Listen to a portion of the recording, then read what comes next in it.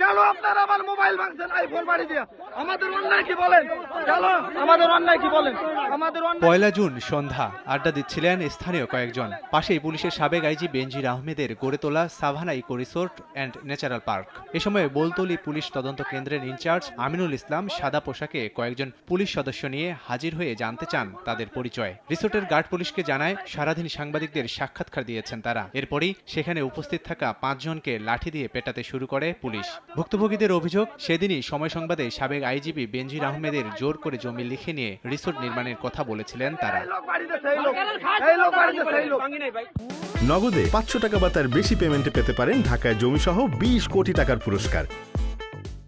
সময় টিভি সহ একাধিক টেলিভিশনে সাক্ষাৎকার দেওয়ার পর এই প্রজেক্টের ভিতর যারা কর্মরত আছে তার ভিতর সাদ্দাম তারা আঙুল দিয়ে দেখাইতেছে যে এ ছিল বা এরা করছে, সাংবাদিকদের সামনে মুখ খুলছে, আমাদের বলে এই পার্ক হয় ভালো হয়েছে না, তোরা ব্যবসা বাণিজ্য করতেছিস না, তোরা তার বিরুদ্ধে কথা বলিস কেন? বলতল থানার আইসি আমাদের উপরে লাঠিচার্জ করে এবং প্রচন্ড পরিমাণে শারীরিক লাঞ্ছনার শিকার হই আমরা। বেনজির স্যারের নির্দেশে কি এই পুলিশই আমাকে এর পিটু হবে? সোমবার সকালে কয়েকজন পুলিশ সদস্য সহ বেনজিরের রিসোর্ট এলাকায় দেখা যায় সেই পুলিশ কর্মকর্তা আমিনুল ইসলামকে।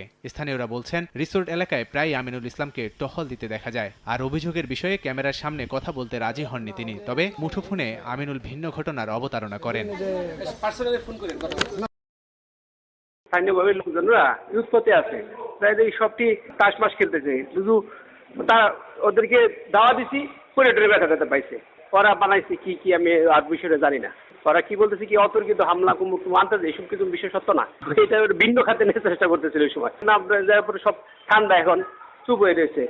এদিকে 3 জুন সকালে Savanna eco resort and natural Park সাময়িকভাবে বন্ধ রাখার নোটিশ টাঙ্গিয়েছে কর্তৃপক্ষ। সময় সংবাদ, গোপালগঞ্জ।